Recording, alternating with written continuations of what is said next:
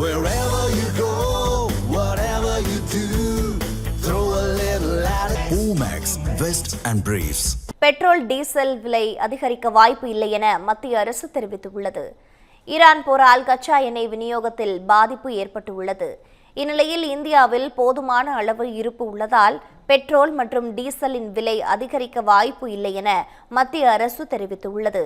கச்சா எண்ணெயின் விலை 130 அமெரிக்க டாலர்களை தாண்டாவிட்டால் பெட்ரோல் டீசல் விலை அதிகரிக்க வாய்ப்பு இல்லை என்றும் கச்சா எண்ணெய் விலை பீப்பாய் $100 இருக்கும் என்று எதிர்பார்ப்பதாகவும் மத்திய அரசு தரப்பில் தெரிவிக்கப்பட்டுள்ளது. நாட்டில் உள்ள எந்த பங்குகளிலும் பெட்ரோல் டீசல் பற்றாக்குறை பிரச்சினை இல்லை என கூறியுள்ள மத்திய அரசு ஹார்முஸ் ஜலசந்திக்கு வெளியே உள்ள வழித்தடங்களில் இருந்து கச்சா எண்ணெய் கொள்முதல் செய்வதை துரிதப்படுத்தியுள்ளதாகவும் தெரிவித்துள்ளது.